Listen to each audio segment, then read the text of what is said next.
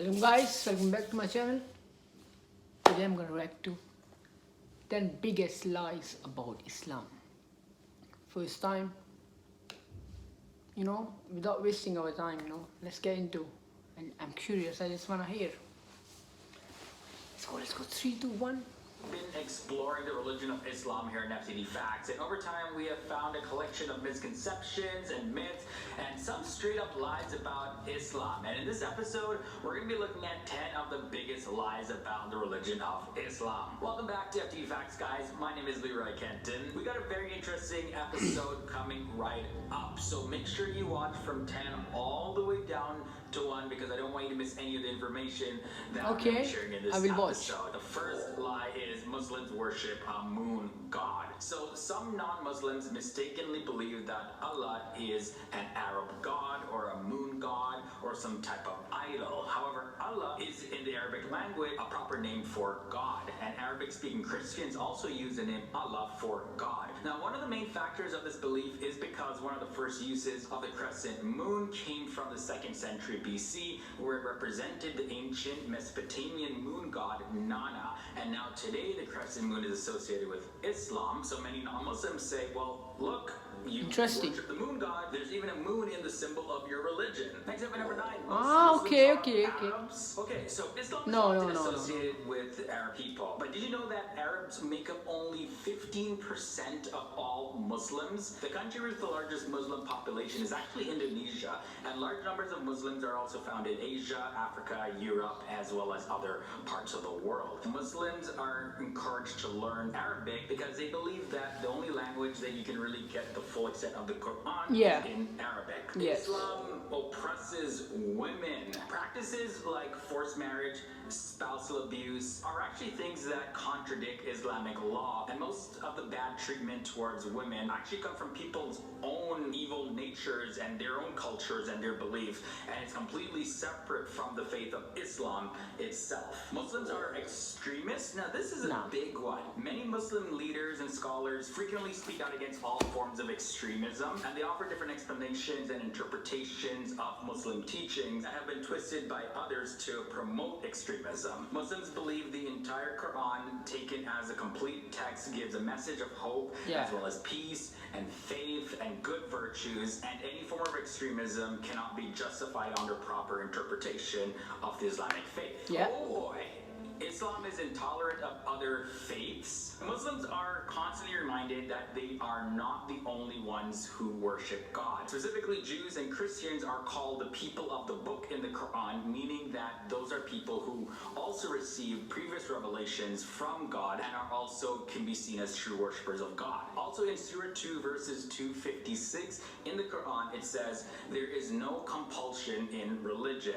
And this is interpreted to mean that you cannot force anyone to become a Muslim. You still gotta respect other people's beliefs. Halfway in at number 5, jihad means holy war. So jihad in Arabic does not mean holy war. It actually means to strive or to struggle or to persevere. And jihad can be something that's done personally or can also involve a community. So I didn't know that before. Jihad really means to become closer to God. And this type of struggle, jihad, is to ensure that a peaceful and equitable community still continues to exist. Of course, self-defense is acceptable to protect yourself and your community from any sort of dangers. However, any form of offensive aggression is prohibited in Islam. Alright, number 4, Islamic prayer doesn't really have any meaning. Most people now know that Muslims are to pray 5 times a day. Now in Islam, there are several benefits to prayer. The daily prayers help keep Muslims' minds on God, and it helps Muslims to remember the Quran because they recite passages of the Quran, as well as it's a time to go before God to express thanks, to ask for forgiveness, to look for guidance in your life. So there's a whole lot of meaning for Muslims when it comes to prayer. Pretty big. Number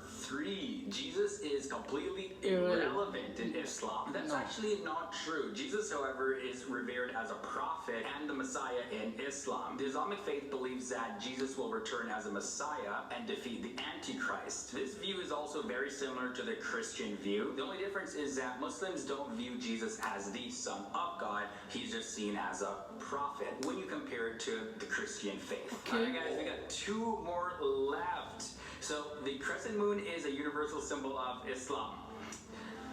It's actually, it's not. Okay, I so thought the it early is. Muslim community did not I didn't know have that. any sort of symbols or anything. Now, the crescent moon, as well as the star symbol, they actually predate Islam by several thousands of years. And as a matter of fact, they weren't affiliated with Islam at all until the Ottoman Empire. Yeah, placed you it see on that? their That's the old flag. one. And over time, the symbol It's the oldest became one, more you know? associated with Islam, but it's not Okay. actually their official symbol. That just doesn't exist. Okay. And the number one biggest lie, myth, misconception about Islam is that Muhammad is the founder of Islam and Muslims worship him. Muslims believe that Muhammad was God's final prophet and communicated God's final Reverse, bro. revelation to humanity. Muslims consider Adam, the first man created, to actually be the first Muslim because he was, of course, surrendered to the will of God. And Yes. that's what the term Muslim means, one Okay. who surrenders to the will of God. Muhammad is held in great esteem, but he's not to be worshipped because worship is only meant to be directed towards God, and it's completely forbidden to worship anyone or anything else. Muslims may, however, celebrate Muhammad's birthday similar Peace to be the way upon that him. Americans celebrate Martin Luther King Jr. Day. Alright guys, that's all I have for you in this